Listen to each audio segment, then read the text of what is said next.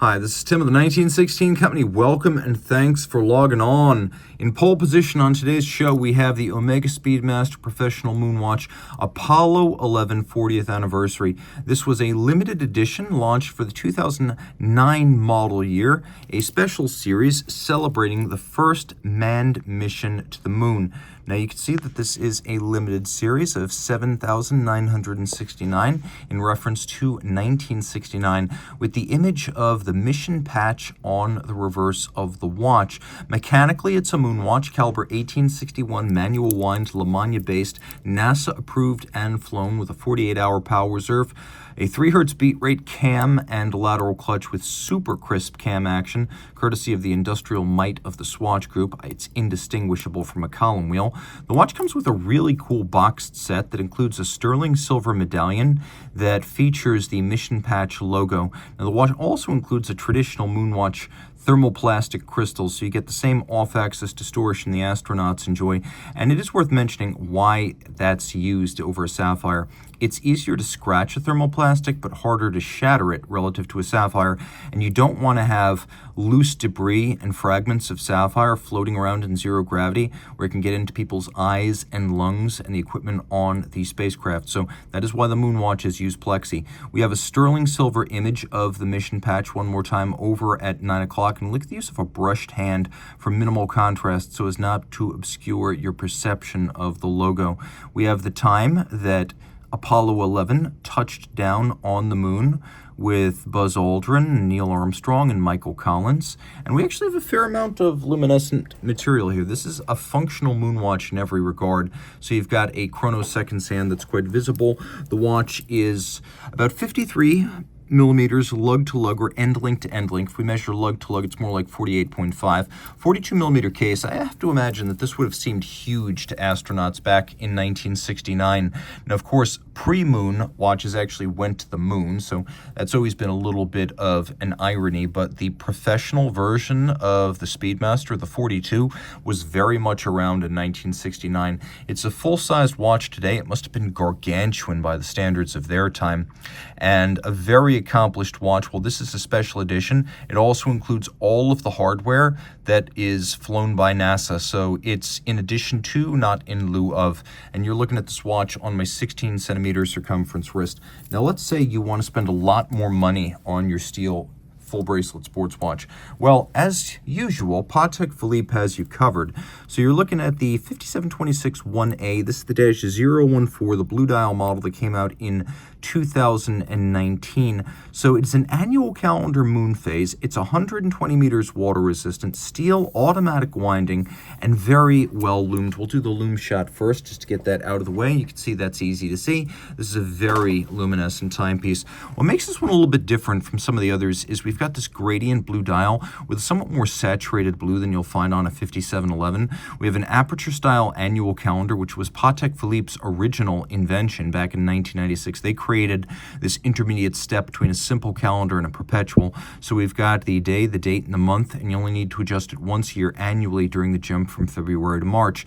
A Moonphase that's actually good for 122 years between intervals of adjustment. Then we have a 24-hour scale, so you know what times of the day not to use the pusher correctors on the calendar. In general, 8 p.m. to 4 a.m. Taking a quick look at the profile, it's 40.5 millimeters, but in the hand, the 5726 doesn't feel just half a millimeter larger than a 5712 or a 5711. This almost feels, in terms of the wrist sensation, like it is to the Nautilus what an offshore is to a Royal Oak. You can even feel that in the construction of the bracelet. It feels really robust. My wrist is 16 centimeters. I think you could wear this on a wrist as small as 15 centimeters, maybe even 14. I'll let you be the judge, but you can see it does easily slide beneath the cuff. One thing I need to shout out is that there have been two versions of this Dash 14. There's the one that was launched in 2019, and then there's this one, which includes the post-2021 updates to the clasp. So you've got this little button inside the clasp. Let me show you this right here. And it lifts a lock that allows you to micro-adjust on either side. And you've got about 1.5 millimeters of tool-free adjustability built in. And I believe that this clasp was included from 2022 onward. But the original blue dial annual calendar did not actually have this back in 2019. This is something that's slowly working its way across the Nautilus model line. Now, in terms of mechanical spec, well, it's the well-known 324 automatic, so unidirectional winding, ceramic bearings, accurate to -3 plus 2 seconds per 24 hours or better, free-sprung gyromax style balance, 6-position adjustment, Patek Philippe seal, 45-hour reserve, beating away at 4 hertz, and an anti-magnetic silicone hairspring with a quality of finishing that really is excellent for a series production movement. This is a series production movement at Patek, but it's a higher level of execution that you'll find at Patek, but not necessarily at peers like JLC or Audemars Piguet. Really nicely done. Now, if your budget doesn't quite support the Patek, let's take a look at something from the opposite end of the spectrum. Here's your full bracelet blue dial integrated sports watch. Well, it's a little bit different than that. There's a lot more than just blue on the dial of this Oris ProPilot X Calibre 400 laser. This is a 2024 launch, 39 millimeters in grade 2 tie. What really sets it apart, and I'm going to try to get a little bit closer to my light source here, what really sets it apart is that it's got this colorful dial where everything, and I mean everything, the letters, the indices, even the color itself, created by laser ablation and inspired by biomimicry, whereby biological material can mimic the colors of its surroundings for camouflage. They have actually oxidized a solid titanium dial to create this kaleidoscope of colors, and in general creating an oxidation layer that is, for example, this is a really good one. If you're looking at blue, the oxidation layer is 1/2 the wavelength of yellow light, which cancels it out. And there is no date on this version, in contrast to the standard ProPilot X Calibre 400. Even the indices and the Oris name were applied by laser technique, and it's got this wonderful top-to-bottom grain. We have this serration around the bezel, again around the crown, 100 meters water-resistant. The watch is thin. It's only 12.3 millimeters thick. Really impressive here. This is where a lot of the entry-level watches, especially something like this that's below $5,000, will feature an off-the-shelf clasp or something that looks and feels cheap, or at least generic. Oris has a lift lock system designed to be evocative of aviation hardware, and I have to say it both looks and feels much more premium than I would have anticipated given the price of this watch. Even the removable links are fixed by screws, which is not always the case. For example, on that Patek you just saw, removable links are fixed by pins and sleeves. Now here we've got the Calibre 400, which is remarkable on 3 levels. One level is the service interval. It's 10 years. Another level is the warranty on the whole watch, which is 10 years. And then finally, there's the specs of this Oris exclusive twin barrel movement. 5 days of power reserve. It'll keep time to no worse than -3 plus 5 seconds per 24 hours, which is better than Chronometre. It uses an unlubricated silicone escapement that you can see well right there. It's adjusted in 5 positions like a chronometer. And no tricks were played to get that 5-day power reserve. They didn't use a tiny balance or a really low beat rate. There's a robustly sized balance with a 4 hertz beat rate here. And while we do have Edicron for fine adjustment of timing and beat error, we also have a micrometric Oris-specific rack and pinion regulator for very small, circa, let's say, 3 to 5 second per 24-hour adjustments. It's a good-looking movement, though a bit austere. It nicely fills the case back at about 30 millimeters in diameter, making it ideal for modern sports watch. We'll throw it on the wrist once more time, just so you get a sense of how it fits. It's really quite compact across the wrist, and at 12.3 millimeters, it will slide under a sleeve. I'd recommend this watch for a wrist as small as 14 centimeters circumference, maybe even 13.5, because it is just so light, made all of sapphire and titanium. Somewhere between the Patek and the Oris, we have the price and positioning of the Laurent Ferrier Sport Auto. This came out 2 years ago, 41.5 millimeters in grade 5 titanium. That's how Laurent Ferrier does a sports watch. And you can see that the dial has a blue gradient with a crosshair center, white gold indices and hands. It's got a feature that's a little bit unusual, which is, let me find the clutch position for this here, a bidirectional quickset. You can actually set it in either direction. and that is not something I frequently see. A nice refinement and much appreciated.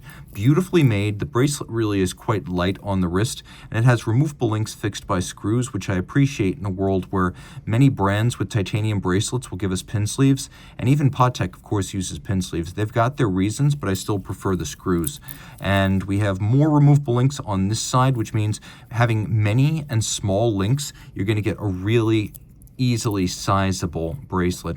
Now, they went with a titanium clasp, which I also like. So a lot of companies that have titanium watches and bracelets will use steel clasps. They didn't cheap out here. We got the grade 5 stuff. Now, grade 5 is nice because it's lighter than steel. It's hypoallergenic, but it also takes a polish better than grade 2, and it is more scratch resistant than either grade 2 or steel. We have a Ferrier style, unbranded, onion style crown. Note how it's slightly countersunk into the profile of the case so it doesn't stick out too much. All this is well over 100 meters water resistant. We're going to take a look at the reverse side. We have Calibre 270, automatic winding, 3-day power reserve, 6-position adjustment. We have a micro rotor automatic system with a ratchet. It is super silent, free sprung. The 6-position adjustment, one more than a standard chronometer, always impressive to see. See, my camera doesn't really want to help me out here. Let's see if I can get a little bit closer using the electronic zoom. The satination on the bridges is matched by an exceptional quality of beveling on their edges. You can see that we do have sharp interior angles on the bevels, and that the bevels themselves are incredibly broad with engine turning on the base plate and knurling on the rotor. We also have a black polished and beveled bridge for the micro rotor. I'll throw this on my wrist again, 41.5 millimeters. It seems bigger than it is. It's really not that large. It's distinctly a cushion case.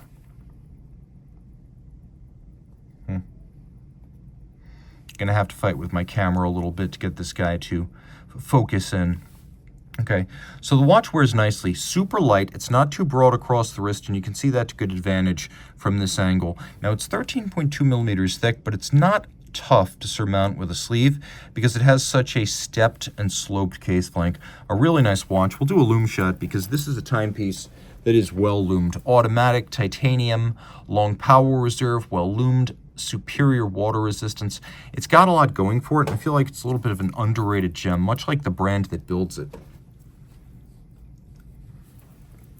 Here's another interesting piece, and this might be the first time you see it.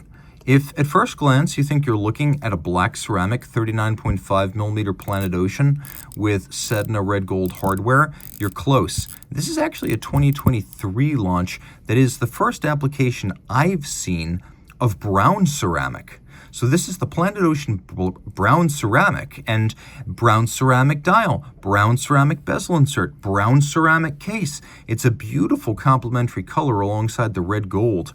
And I've often said that the 39.5 millimeter Planet Ocean is the best one to own. It's got the same movement as the Diver 300 meter. So under the case back, you've got coaxial master chronometer Calibre 8800, coaxial Maytas chronometer, 55-hour power reserve with quick-set hacking, and it's effectively amagnetic, able to resist magnetic fields of over 15,000 Gauss. The master chronometer test includes chronometry as a fully assembled watch in 6 positions, not 5 positions as a bare movement as in the COSC. The test also includes water resistance, winding efficiency, power reserve, shock resistance, anti-magnetism. It is a comprehensive battery that gives you a superb level of confidence in the quality of the watch. And even Tudor has begun Maytas certifying chronometers recently. There's more of them now already for 2024. Taking a quick look, you can see zirconium oxide on the dial. It's made of ceramic, brown ceramic, of course. Rose gold Omega logo, marquee tri-Arabic numerals and indices. We have a 120-click bezel with wonderfully sharp knurling that's easy to grip.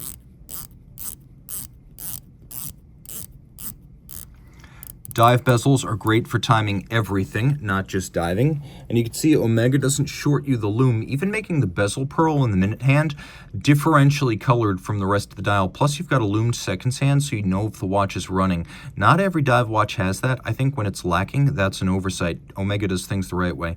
Because the minute hand and the bezel pearl are green, you can read them relative to each other at a glance in low light conditions. And this watch is about 45 millimeters from lug tip to lug tip. Really, I want to say it's 44.7, so it wears wonderfully on a smaller wrist. This is the Planet Ocean to own if you want a Planet Ocean, but you don't want to put up with the bulk of the mainstream of the line. This is pretty close to the perfect diver from Omega. Whether you want rose gold or not, you're getting a lot of ceramic for scratch resistance and lightness, and the rose gold could not pair to a better ceramic than this brown. It is a beautiful combination. Still has the helium escape valve, still has the 600-meter water resistance. This is a watch that is polyvalent. It could probably also be used as a dress watch, and I rarely say that about any Planet Ocean. So, you have your choice now of two Bleu chronometers from Geneva. Do you go with the legendary and always in demand Chronometre Bleu, 39 millimeters in tantalum with a lovely lacquered and black polished blue dial, or do you go with the 2014 Chronometre Bleu Byblos, which is a 99-piece edition created to mark the opening of the 10th FP Journe store worldwide, this one located in Beirut. Of course, Byblos, a Phoenician port located just to the north of current-day Beirut, that is the inspiration here, and you can even see on the dial, the J in Journe has been replaced by the 10th letter of the Phoenician alphabet, Yod, which is pronounced Je, so FP Journe with Yod. And this is an engraved dial, but it's more than that. Not only do we have Clou de Paris, engine turning, hand engraving, but we have the first cut open dial or open dial on a Journe watch. And celebrating its 10th store, Journe decided to pay tribute to the region, including the Mediterranean sun, that is the shape of the cutout. We also have a more opaque blue lacquer for the dial than you'll find on the Chronometre Bleu, which is a translucent blue lacquer that sits over a black polished German silver base. So you can see they really are very different blues. Juxtaposed in proximity, the difference is night and day. I really like the Byblos. I think this is incredibly special. The legend of the Old Orient, the Mediterranean climate, the history of the Phoenicians, the history of Beirut. Of course, this is an unbelievable watch in every way, and it's custom front and rear. Not only do you get this customized movement on the front and the customized dial, and look at the dial, you can see the dial, its edges are polished gold. Taking a look at the back, you can see a Chronometre Bleu Byblos, 99-piece limited edition, and then even the base plate of the movement mentions that this is the Byblos. So you have that wonderful Phoenician nomenclature, the port just north of Beirut, and a watch that is considered by many to be the most extravagant two-hand, three-hand watch Journe has ever made. It's really only matched by, in my opinion, the Holland & Holland two-hand special with a Damascus steel dial. This is an incredible watch in a class by itself, both as a watch and as an investment. I'll show you both of them on my wrist. So, of course, a watch that is, let me get the focus here, a focus to demonstrate just how dramatic it is. Again, we've got that lovely Mediterranean white strap on it, which pairs perfectly with the color of the dial. Beirut in Lebanon, long considered to be the Paris of the East and the crossroads of civilization and culture, and this is a great tribute to that. We'll throw the standard Chronometre Bleu on the wrist. Both watches feature caliber 1304 solid gold, 56-hour power reserve, courtesy of twin mainspring barrels in series, free-sprung 6-position adjustment, and I've put Chronometre Bleu in the past on chronoscopes and found that they actually run considerably better than COSC. So Journe uses the word chronometre on his watches, but does not COSC certify them. I asked why. He said his standard is higher. I put the pedal to the metal, and on a chronoscope, I actually confirmed that these watches typically gain about 2 seconds per day when properly regulated. Really special. So whether you prefer the extravagance of the Byblos or the iconic design of the Bleu, you have choices. Now you also might wind up with more choices than you anticipate, as I have here watches I've meant to compare for literally years. Here we have a late 2020 for 2021 launch from Seiko's premier brand, Credor. This is the Micro Artist Studio crafted H2 Ruri, or Ruri, a Japanese term for lapis lazuli, and it describes the blue of this porcelain dial, not lapis, but an in-house handcrafted porcelain dial created by Credor to reference the lovely blue of natural lapis stone. Here, of course, we have a watch that needs no introduction, 39 millimeters, 8.6 millimeters thick, about 10.5 millimeters thick, tantalum, platinum, and then both of them only about 45 millimeters from lug to lug, so they wear very similar. There are some areas where the Credor GBLT 997 that we have right here, it really does pull ahead. The word H meaning wisdom in Japanese is the H2. The original H2 came out in 2014 with a white porcelain dial. This blue dial came out for 2021, which was the 140th anniversary of the Seiko company since the founding by Kentaro Hattori in 1881. It is a beautiful watch in every regard, as fine as anything you'll source in Switzerland or the West. We have a tin plate, black polished, mirrored platinum case, hand finished, handcrafted, multiply applied, fired, and polished dial. And then on the back, I've sung the praises of the Micro Artist Studio in the past, and here it is again. You could see that they adopted many elements learned from, among others, Philippe Dufour during a late 90s trip to the Vallée de Joux. The Micro Artist Studio, which is in Shiojiri at the Shinshu Watch Studio, creates spring drive movements that are finished the highest standards of high horology. And initially, they sourced the same gentian wood that Dufour uses for beveling before finding a Japanese surrogate that was of equal quality. You can see that the bevels are drawn a mile wide, rounded, and mirrored. That's the real deal. The same degree of quality of bevel in all of the jewel and screw sinks, satination across the bridges, and you can see that the barrel has been cut open. Let's get the focus right there. And that the cutaways feature internal beveling, very difficult to do on a steel component that confined. We have 3 bell flowers right here. We have a bell flower on the bridge adjacent to the governing wheel, and the idea is that is the symbol of the Micro Artist Studio. This is flora local to Shiojiri. The watch features a power reserve indicator, 60 hours of power reserve. It is a torque return device, so for 35 hours, the mainspring actually provides torque in excess of what the governing wheel needs. That is then piped back to the mainspring, which helps to extend the power reserve of the 7R14 to 60 hours compared to the 7R88's 48, so we got a little bit of an upgrade there. We also have hacking or stop seconds. We have a unidirectional governing wheel that's driven by the spring. No motors, no capacitors, no batteries here. So the spring drives the governing wheel. The governing wheel is geared on the other end to the hands. There is a unidirectional governing wheel, so it only turns in one direction. As a result, we have a seconds hand that is completely smooth in its glide. No start, no stop, no tick, no tock. And it is a unique feature in all of watchmaking. Spring drive took from 1977 to 1999 to bring to market. It is incredibly complex. Mechanically driven, but with quartz precision of 15 seconds a month, plus or minus.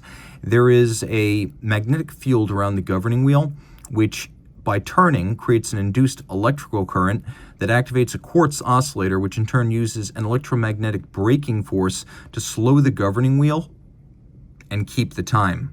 The watch is spectacular and substantial. Unlike the Journe, which has a pin buckle, here I have a full folding clasp in PT950 and then mechanical grade platinum PT900, something that's rarely seen. The watch wears beautifully, and at least to my eye, this is the more appealing watch of the two. The movement finish is truly on a level that deserves comparison to Lange & Romain Gaultier, Dufour himself, and Laurent Ferrier, even Grubel Forsey. This is a watch that has everything going on technologically and artisanally. And this would probably be my second choice among all the watches that I've showcased today. What would my first be? Believe it or not, those of you who know me well, my first choice is an FP Journe. Now, I am probably well known as a Journe realist. I'm not a skeptic. I'm not a fanboy. I try to be as honest about a brand that has been caught up in the tumult of pop culture as possible. Journe is a visionary watchmaker, a genuine original, an innovator who does things never done before. And it's funny that this watch is what he considers his best, and I agree. So for once, we have a meeting of the minds, FP and I. This is the Chronometre Optimum Black Label, 42 millimeters. Black Label means you have to buy it at a Journe boutique, and you must be a prior buyer of new Journe watches. And they say these days that the point of entry, if you want to be approved for Black Label, somewhere around $400,000 to $500,000 of prior purchases. Now, the 42 case is still rare, and Black Label is an exclusive combo, not just something you have to buy at a boutique with a prior purchase history, but the blackened gold dial and the platinum case is exclusive to Black Label. The Chronometre Optimum is designed to be the most accurate mechanical watch Journe knows how to construct, and that is exactly what we get right here. So here are all the features. First, you can see that there's sweep seconds on the dial, but we also have a deadbeat second system on the case back. That's because we have a number of features in tandem that add up to the precision potential of this watch. We have 2 barrels in series to flatten out the torque curve, further regularity of energy release via a 1-second remontoir. There's a locking lever underneath this deadbeat wheel. You can see the linear spring. Every second, the spring transfers energy from the barrel to the escapement. So for the first 45 hours of the 70-hour power reserve, the barrels never directly drive the escapement. So downstream of the remontoir, I'll do my best now to get close and focus on this. We have 2 titanium escape wheels, and you can actually see them just below the balance. They're unlubricated, self-starting, and they eliminate the Swiss lever. There is no lever escapement on this watch. This is similar to Breguet's natural escapement of 1802 in that it reduces friction, improves power reserve, and reduces maintenance requirements. So we have a direct impulse system for efficiency and precision. We also have an overcoil hairspring. You can see where the hairspring doubles up over on itself, something rarely featured on Journe watches that allows this 6-position adjusted watch to keep excellent time in any physical orientation on the wrist. And then you can see that the stud holder is black polished steel. It is a free sprung balance, and it beats away at 3 hertz. The bridges and plates are all made of solid gold. So we have a gold dial, a platinum case, and a gold movement, and it is weighty. So we have both sweep seconds and deadbeat seconds on one watch. It's 51.8 millimeters lug to lug and about 10.1 millimeters thick. And you can see how relatively flat it wears. It's easily clear in my cuff here, but it's broad. So I'm going to say if your wrist is my size or larger, game on. But if your wrist is smaller than 16 centimeters circumference, you want to get a 40 millimeter or 38 millimeter Journe. The Optimum has only ever been offered in 40 and 42. We also have one hell of a strap on this watch, made by Jean Rousseau of Paris. This strap, let me see if I can focus on this. It has a silver thread that is platinum. This is metal. I can feel that it is a metal platinum woven thread. Gator on the top, gator on the bottom, a very expensive strap, and it is made by Jean Rousseau, which is the OEM strap supplier to FP Journe. This one's Rousseau branded instead of Journe, but it is exactly the same thing, and maybe even a little bit better. As far as I know, no Journe watch offers a standard platinum stitched strap. If you love this Chronometre Optimum, you're not alone. FP Journe calls it his most accurate mechanical watch. Kieran Shaker, engineer and historian of FP Journe, has said the Black Label Optimum is his favorite Journe, and I can reveal that the Black Label Optimum is my favorite Journe. Make it your own. Reach out to me. Reach out to us at tmosso at the1916company.com.